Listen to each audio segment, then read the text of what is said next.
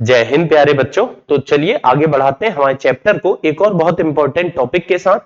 आज के इस लेक्चर में बेटा जो टॉपिक हम डिस्कस करेंगे वो होगा विद्युत द्विध्रुव एवं विद्युत द्विध्रुव आघूर्ण, जिसे हम अंग्रेजी में कहते हैं electric dipole and electric dipole moment. बेटा बहुत इंपॉर्टेंट लेक्चर होने वाला है। बोर्ड परीक्षा में इससे प्रश्न डायरेक्ट पूछे जा सकते हैं। बिल्कुल बेटा छोटे छोटे प्रश्न एमसीक्यू के रूप में या खालिस्तान के रूप में आपसे पूछे जा सकते हैं। साथ ही साथ नीट या जेडब्ल्यू मेंस में भी कोई छोटा प्रश्न इससे बिल्कुल पूछा जा सकता है। तो बहुत इंपॉर्टेंट लेक्चर है। और साथ ही साथ एक और बात है कि आज का ये जो टॉपिक है बेटा आने वाले अगले 2 लेक्चर तक हमें लगातार काम पड़ेगा और कहीं ना कहीं अगले चैप्टर में भी हमें काम पड़ेगा, इसीलिए इसकी इंपॉर्टेंस और ज्यादा बढ़ जाती है। तो चलिए देखते हैं बेटा हम कि आखिर ये विद्युत द्विध्रुव इलेक्ट्रिक डाइपोल होता क्या है। यहां पर जैसा लिखा है बेटा विद्युत विद्युत मतलब यहां पर पक्की बात है कि आवेश से संबंधित कोई बात मैं कर रहा होऊंगा। जब जब हम विद्युत बोलते हैं मतलब बेटा किससे संबंधित कॉन्सेप्ट पढ़ते हैं, आवेश से। और द्विध्रुव, द्वि मतलब होता है बेटा दो, दो, और ध्रुव मतलब होता है आवेश, मतलब आवेश से संबंधित होगा जिसमें 2 आवेश होंगे बेटा। आवेश से संबंधित होगा जिसमें 2 आवेश होंगे। तो द्विध्रुव का मतलब क्या होता है, विद्युत द्विध्रुव का मतलब क्या होता है बेटा, इस बात को हम समझना चाहते हैं। ध्यान से देखिए आप।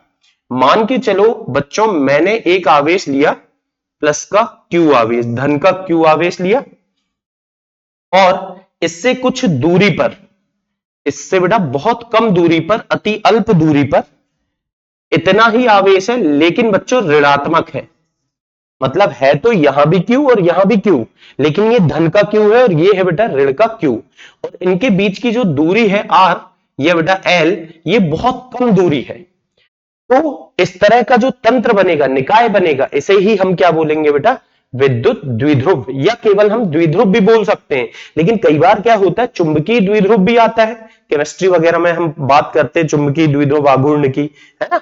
तो इसीलिए क्लियर रखने के लिए कि भैया आवेश की बात कर रहा हूं मैं केवल, इसीलिए हम यहां पर विद्युत द्विध्रुव ही बोल रहे हैं। तो विद्युत द्विध्रुव क्या है, वह तंत्र जिसमें 2 समान किंतु विपरीत आवेश, समान मतलब बेटा बराबर, मतलब ये अगर Q है तो ये भी Q होना चाहिए, यानी कि इनके परिमाण बराबर होना चाहिए, लेकिन इनके चिन्ह विपरीत होना चाहिए। एक धन है तो दूसरा ऋण होना चाहिए, अति अल्प दूरी पर रखे होते हैं, तो इसे ही हम विद्युत द्विध्रुव कहते हैं। चलिए इसकी परिभाषा लिखते हैं बेटा पहले तो अपन, और फिर और भी कुछ बातें इसके बारे में हम करेंगे। तो क्या लिखेंगे बेटा इसकी परिभाषा, कि वह उदासीन तंत्र। अब बेटा उदासीन क्यों बोल रहे हैं हम, ये हमेशा उदासीन होगा क्या जरूरी, बिल्कुल होगा सर। क्यों, क्योंकि जितना धन रहना चाहिए उतना ही ऋण होना चाहिए, तो मतलब कि ये कुल मिलाकर के उदासीन हो जाएगा। तो वह उदासीन तंत्र जिसमें क्या होगा बेटा, 2 समान किंतु विपरीत, 2 बराबर बराबर एवं विपरीत आवेश, एवं विपरीत आवेश, विपरीत आवेश अति अल्प दूरी पर रखे होते हैं, अति अल्प दूरी पर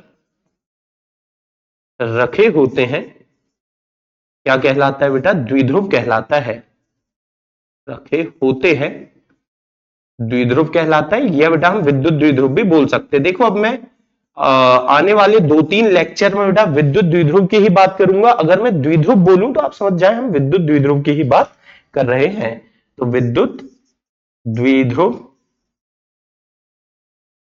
कहते हैं, ठीक है। अब बेटा ये हमने बोल तो दिया कि भैया अति अल्प दूरी पर रखे हो, तो सर ये अति अल्प दूरी का मतलब क्या है, किस दूरी को मैं बहुत छोटी सी दूरी मानूंगा। देखो कई बार होता क्या है, कहने को 1 किलोमीटर भी छोटी दूरी हो सकती है, और कई बार 2 सेंटीमीटर भी बड़ी दूरी हो सकती है। तो ये दूरी कब अति अल्प होगी, इस बात को भी हमें समझना है। होगा जब भी मैं बेटा द्विध्रुव की बात करूंगा, ऐसा तो है नहीं कि इसकी परिभाषा पढ़ने के लिए हम इसको यहां पर डिस्कस कर रहे हैं, नहीं बेटा। इसके कारण हम कुछ ना कुछ विद्युतीय प्रभाव पढ़ेंगे। हो सकता है हम इसके कारण विद्युत क्षेत्र की तीव्रता निकालेंगे अलग अलग बिंदुओं पर, या बेटा हो सकता है हम आगे चल के विद्युत विभव निकालेंगे। तो ऐसे बहुत सारी चीजें निकाल लेंगे। मतलब कि हम क्या करते हैं, हमारा मकसद होता है इसे पढ़ने का कि इस विद्युत द्विध्रुव के कारण कुछ दूरी पर किसी बिंदु पर, मतलब इससे कुछ दूरी पर कोई बिंदु है, जो मान लो बेटा r दूरी पर कोई बिंदु P है, इस P पर कुछ विद्युतीय गुण, हम विद्युतीय प्रभाव समझना चाह रहे हैं। फिर से एक बार, हमारा मकसद क्या होता है द्विध्रुव पढ़ने का, कि हम इस विद्युत द्विध्रुव के कारण किसी बिंदु पर विद्युतीय प्रभाव समझना चाहते हैं। अब बेटा जब मैं विद्युतीय प्रभाव समझना चाह रहा हूं किसी बिंदु पर, तो जिस बिंदु पर मैं विद्युतीय प्रभाव समझना चाह रहा हूं उसकी द्विध्रुव से दूरी इनके बीच की दूरी की तुलना में बहुत ज्यादा होना चाहिए। मतलब कि जिस बिंदु पर मैं इसका प्रभाव समझना चाह रहा हूं, द्विध्रुव का प्रभाव जहां पर मैं समझना चाह रहा हूं, वहां पर क्या होना चाहिए बेटा, वो दूरी बहुत ज्यादा होनी चाहिए इसकी तुलना में। जैसे उदाहरण के लिए समझो, मान के चलो बेटा दो आवेश हैं, समान किंतु विपरीत आवेश है, 1 किलोमीटर की दूरी पर है, और इनका विद्युतीय प्रभाव मैं चांद पर निकालना चाह रहा हूं। तो चांद से चांद की दूरी तो बेटा हजारों किलोमीटर हो गई, और जबकि ये 1 किलोमीटर में, मतलब कि ये जो 1 किलोमीटर दूरी फिलहाल बहुत कम होगी, क्योंकि हम इसका प्रभाव चांद पर निकालना चाह रहे हैं जो दूरी बहुत ज्यादा है। समझ में आ रही मेरी बात? हाँ, लेकिन अगर मान के चलो दो आवेश है, समान किंतु विपरीत आवेश है, यानी कि बेटा द्विध्रुव है, लेकिन उनके बीच की दूरी 2 सेंटीमीटर है, और जो प्रभाव हम निकालना चाह रहे हैं बेटा वो 3 सेंटीमीटर में निकालना चाह रहे हैं। तो 3 सेंटीमीटर की तुलना में 2 सेंटीमीटर बहुत कम नहीं है। बात को समझ रहे हैं आप मेरी, कि जिस बिंदु पर हम प्रभाव निकालना चाह रहे हैं उस बिंदु की दूरी द्विध्रुव से अत्यधिक होना चाहिए, उसकी तुलना में यह दूरी बहुत कम होना चाहिए। हालांकि देखो बेटा ऐसी कोई बहुत बड़ी बात नहीं है, बस मेरा मन था कि यार आपको अच्छी बात भी बताऊं मैं, तो इसलिए मैंने बता दिया कि द्विध्रुव के कारण जिस बिंदु पर, आगे चल के ये हम बेटा उपयोग में लाएंगे है ना जब डेरिवेशन वगैरह करेंगे, तो द्विध्रुव के कारण जिस बिंदु पर हम विद्युतीय प्रभाव समझना चाह रहे हैं, बताना चाह रहे हैं, उस बिंदु की दूरी इतनी ज्यादा होगी कि उसके तुलना में इनकी दूरी नगण्य होनी चाहिए। अगर बेटा 1 किलोमीटर पर दो आवेश है और आप हजारों किलोमीटर दूर उसका प्रभाव निकाल रहे हैं, तो 1 किलोमीटर हजारों किलोमीटर की तुलना में नगण्य है। हाँ, लेकिन 2 सेंटीमीटर 3 सेंटीमीटर की तुलना में नगण्य नहीं है। तो इस तरह से कोई भी दूरी कब अत्यल्प मानी जाएगी, ये मैंने आपको बता दिया। ये ऐसे ही थी बेटा बात छोटी सी। अब विद्युत द्विध्रुव क्या होगा ये तो हमने समझ लिया। अब बेटा एक और टर्म है, एक और शब्द है यहां पर जो हमें समझना होगा, वो क्या है, विद्युत द्विध्रुव आघूर्ण। विद्युत द्विध्रुव आघूर्ण, या बेटा हम जिसे कहते हैं क्या, इलेक्ट्रिक डाइपोल मोमेंट। तो ये क्या होता है, इस बात को हम समझना चाह रहे हैं। तो बेटा विद्युत द्विध्रुव के लिए हमने क्या बोला, कि दो समान किंतु विपरीत आवेश एक दूसरे से कैसी दूरी पर बेटा, अति अल्प दूरी पर रखे जाते हैं, तो उसे ही हम क्या बोलते हैं, विद्युत द्विध्रुव बोलते हैं।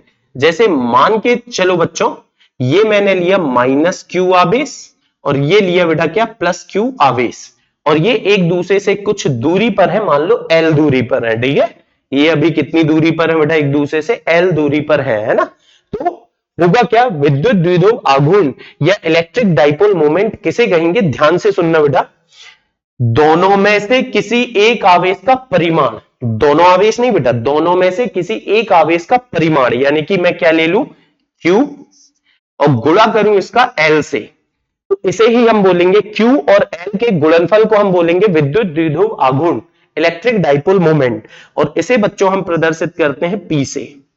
तो P बराबर क्या होगा, Q इंटू L, ठीक है। P बराबर क्या होगा बेटा, Q इंटू एल, मतलब जो विद्युत द्विध्रुव है मेरे पास, उस विद्युत द्विध्रुव के किसी एक आवेश का परिमाण, चाहे तो आप प्लस क्यू लो बेटा तो परिमाण Q होगा, और चाहो तो माइनस क्यू लो तो भी परिमाण Q होगा। परिमाण से मतलब है, चिन्ह से कोई मतलब नहीं है। और उनके बीच की दूरी का जो गुणनफल होगा बेटा, उसे ही हम क्या बोलेंगे, विद्युत द्विध्रुव आघूर्ण। चलिए परिभाषा लिखते हैं, किसी विद्युत द्विध्रुव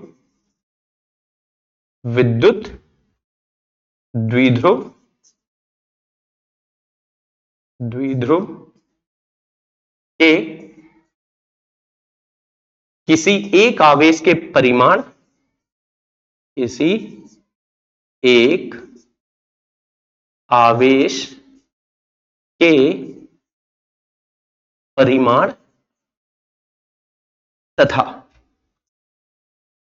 क्या बोलूंगा बेटा मैं, आवेशों के बीच की दूरी के गुणनफल, तथा आवेशों के बीच की दूरी के गुणनफल को, आवेशों के बीच की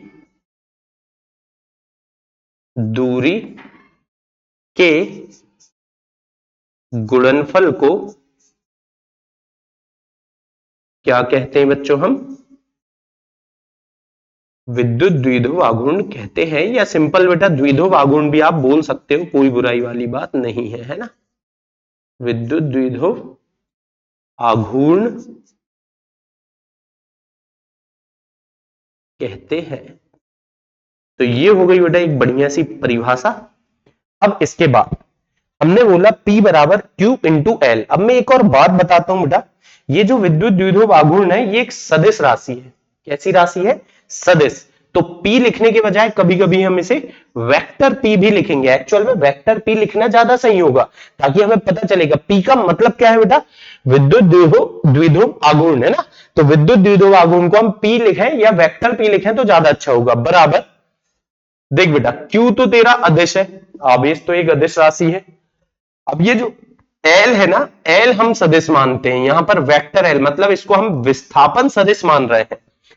माइनस Q से प्लस Q के बीच का जो विस्थापन है उसके गुणनफल को हम क्या बोलेंगे, दूरी बोलो या विस्थापन। बेटा अगर आप परिमाण की बात कर रहे हैं तो एक ही मतलब है, लेकिन जब मैं दिशा बोल रहा हूं तो दूरी नहीं बोल सकता, फिर मैं विस्थापन बोलूंगा तो ज्यादा अच्छा होगा। तो P बराबर क्या होगा बेटा, वेक्टर P बराबर Q इंटू वेक्टर L। ये आ गया विद्युत द्विध्रुव आघूर्ण का एक सूत्र। इसके बारे में हम कुछ बातें करते हैं। यहां पर बेटा जो वेक्टर L यानी कि विस्थापन सदिश है, इसकी दिशा और P की दिशा हमेशा एक सी होगी। L हमेशा कहां से कहां होता है, माइनस से प्लस के तरफ। मतलब L का जो बेटा पूंछ होती है, पुच्छ होती है, ये कहां होती है, माइनस Q की तरफ होगी, ऋण आवेश की तरफ होगी बेटा। और जबकि इसका शीर्ष यानी कि इसकी जो मुंडी सिर होगा बेटा, वो कहां होगा, प्लस Q की तरफ। ठीक है, तो हमने बोला क्या, विद्युत द्विध्रुव आघूर्ण एक सदिश राशि होगी। ठीक है, चलिए इसके बारे में कुछ बात कर लेते हैं बेटा, एक एक दो दो पॉइंट हम लिखते हैं। एक बात क्या है कि P यानी कि विद्युत द्विध्रुव आघूर्ण एक सदिश राशि है, सदिश राशि है जिसकी दिशा, अब सदिश है बेटा मतलब दिशा तो पक्का है कि कोई ना कोई निश्चित दिशा होगी, तो जिसकी दिशा वेक्टर L के अनुदिश, आप या तो बोलो बेटा वेक्टर L के अनुदिश, या तो आप बोल सकते हो ऋण आवेश से धन आवेश की ओर होती है, ऋण आवेश से धन आवेश की ओर होती है। ठीक है, तो ये बात आपको ध्यान रखना है बेटा कि अगर आपको पूछ लिया जाए कि भैया विद्युत द्विध्रुव आघूर्ण की दिशा कहां से कहां होगी, तो बेटा ऋण आवेश से धन आवेश की ओर होती है, यानी कि माइनस Q से प्लस Q की तरफ हमेशा क्या होगा, वेक्टर P। यानी कि बेटा इस चित्र में अगर मैं वेक्टर P को दिखाऊंगा तो ऐसा दिखा सकता हूं, यही होगी हमारे वेक्टर P की दिशा। वेक्टर P मतलब विद्युत द्विध्रुव आघूर्ण। ठीक है, चलिए अब इसके बारे में और कुछ बातें करें बेटा हम। इसकी इकाई क्या होगी, तो इसकी इकाई बड़े आराम से हम बता सकते हैं। इसकी इकाई होगी बेटा देखो Q इंटू L। Q मतलब आवेश, आवेश की तो होती है बेटा क्या, कूलाम, क्या होती है, कूलाम, इंटू L, L मतलब लंबाई की, लंबाई की क्या होती है बेटा, मीटर। तो कूलाम मीटर, जिसे हम प्यार से CM ऐसा लिख देते हैं बेटा, कूलाम मीटर। ठीक है, इसकी एक सीजीएस इकाई आपने बेटा केमिस्ट्री में पढ़े होंगे, केमिस्ट्री में भी तो द्विध्रुव आघूर्ण आपने पढ़े हो ना, तो इसकी एक सीजीएस इकाई होती है। वैसे तो कोई काम की नहीं है हमारे, लेकिन बेटा केमिस्ट्री में क्योंकि आप सुनते हो इसीलिए मैं बता दे रहा हूं लगे हाथ। CGS इकाई होती है इसकी डिबाई। क्या होती है बेटा? डिबाई, है ना। केमिस्ट्री में इसका उपयोग करते हो आप, बाकी फिजिक्स में तो अपन कूलाम मीटर की ही बात करेंगे। अब इसका विमीय सूत्र बता सकते हैं क्या बेटा हम? इसका क्या बताना चाह रहा हूं मैं? विमीय सूत्र। तो बच्चों बड़े आराम से हम विमीय सूत्र बता सकते हैं। देखिए क्या है हमारे पास, P बराबर Q इंटू एल। ठीक है, Q मतलब आवेश, आवेश का विमीय सूत्र होता है बेटा IT या फिर AT लिखते हैं हम, इंटू एल, तो एल के लिए तो बेटा एल ही रहेगा। तो सिंपल बन जाएगा विमीय सूत्र I, इसको ऐसा लिखें LIT, या बेटा इसे मैं लिख सकता हूं एल की जगह, आई की जगह ए लिख सकता हूं, LAT। या तो आप LIT लिख दें या बेटा LAT लिख दें, बात एक ही होगी। तो ये हो गया क्या बेटा इसका विमीय सूत्र। सबसे इंपॉर्टेंट इसमें क्या है, इसकी दिशा। दिशा कहां से कहां होगी? ऋण आवेश से धन आवेश की ओर। द्विध्रुव आघूर्ण की दिशा कहां से कहां होगी बेटा? ऋण से धन की ओर। ठीक है, ध्यान रखना, आगे हमें बहुत काम पड़ने वाली चीज है। चलिए फिर इक्का दुक्का छोटे मोटे सवाल मैं कराता हूं आपको इससे संबंधित, फिर आगे बढ़ेंगे बेटा हम।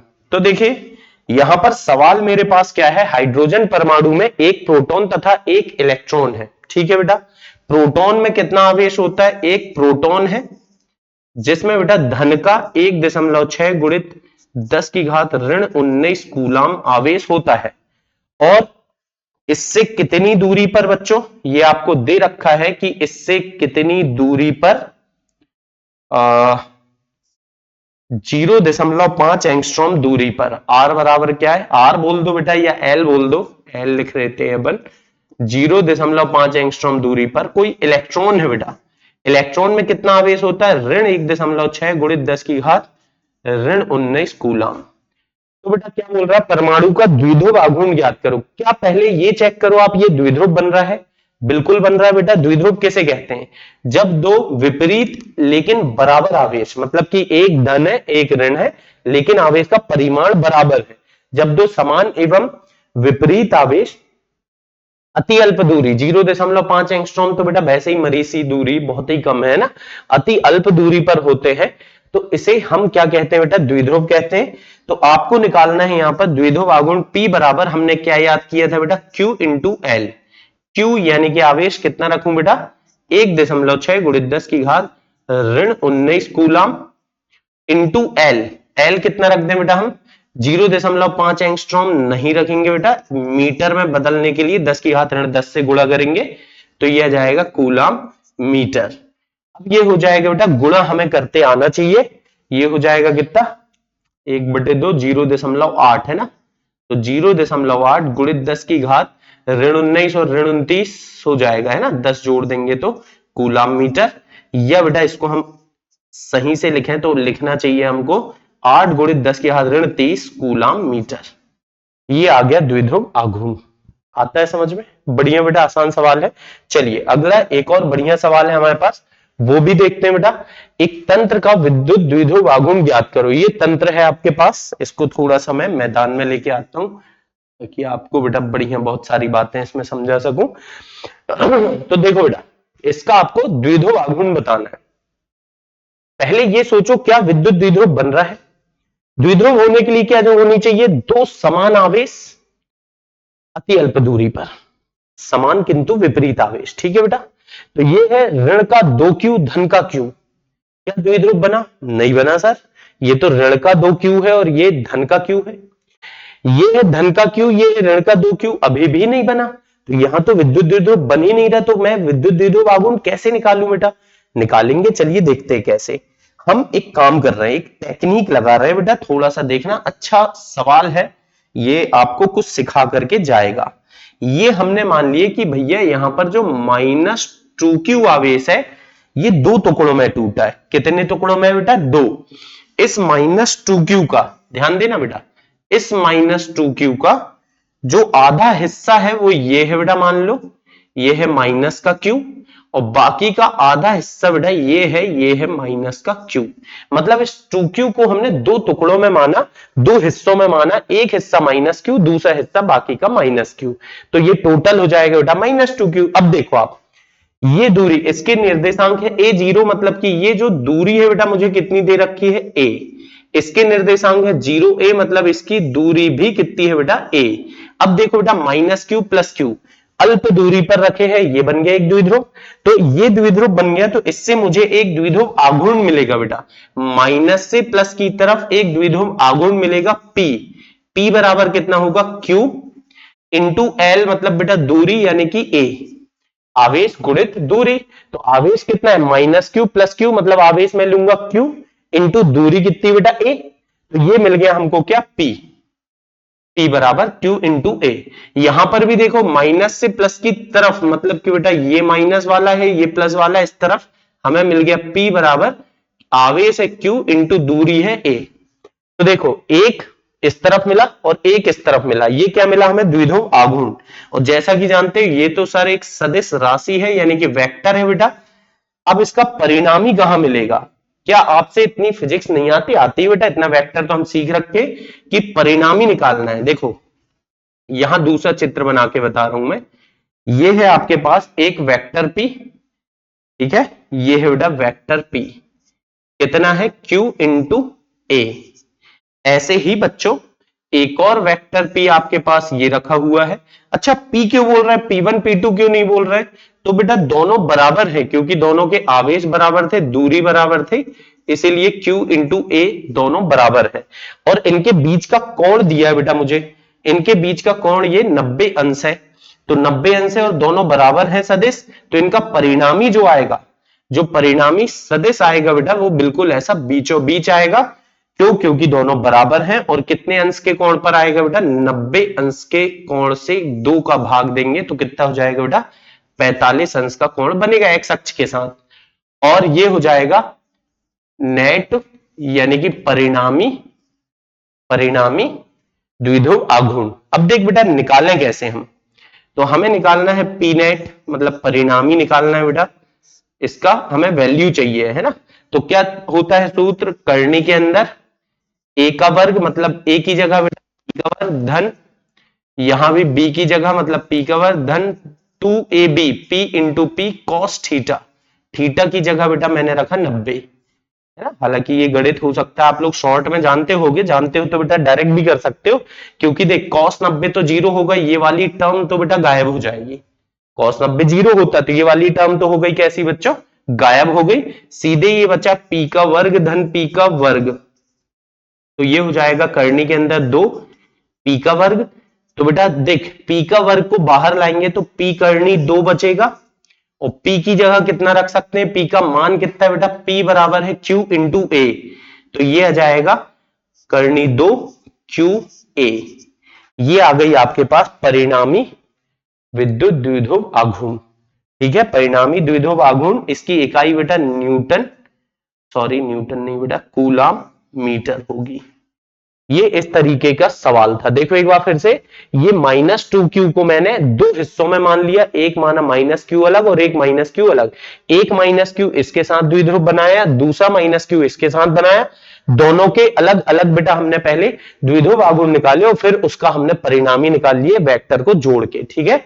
ऐसे मत कर देना कि p और p मिलके बन गया 2p, नहीं बेटा वेक्टर ऐसे थोड़ी जुड़ता है ना। तो ये था बेटा कि द्विध्रुव आघूर्ण क्या होता है और विद्युत द्विध्रुव क्या होता है, इसके बारे में हमने बहुत सारी बातें इस लेक्चर में करे। इसको बढ़िया से आप सारी चीजें नोट कर लेंगे। और अगर आप इसके नोट्स चाहते हैं बेटा, तो अभी मैं एक यहां पर आपको बारकोड दे रहा हूं, जिससे आप आसानी से नोट्स देख सकते हैं। इस लेक्चर के आपको नोट्स मिल जाएंगे और आपको अलग से फिर दोबारा वीडियो देखने की जरूरत नहीं पड़ेगी नोट्स बनाने के लिए, है ना। थोड़ा सा टाइम देंगे। तो बेटा ये बढ़िया सारी चीजें आप करो, सवाल भी बढ़िया से करते रहो। अपनी किताब में देखो, अगर इस टॉपिक से रिलेटेड भी कोई सवाल है तो वो भी आप करो। ये रहा बेटा बारकोड, इसको आप अगर स्कैन कर लेंगे तो आज के इस लेक्चर के सारे नोट्स आपको मिल जाएंगे। तो बड़े आराम से बेटा इसको बढ़िया से नोट करिए। फिर अगले लेक्चर में हम समझेंगे कि कैसे हम द्विध्रुव आघूर्ण विद्युत द्विध्रुव के कारण अलग अलग स्थितियों में विद्युत क्षेत्र की तीव्रता ज्ञात कर सकते हैं, ठीक है। इसे हम पढ़ेंगे नेक्स्ट लेक्चर में बेटा। तब तक के लिए bye bye, have a good day.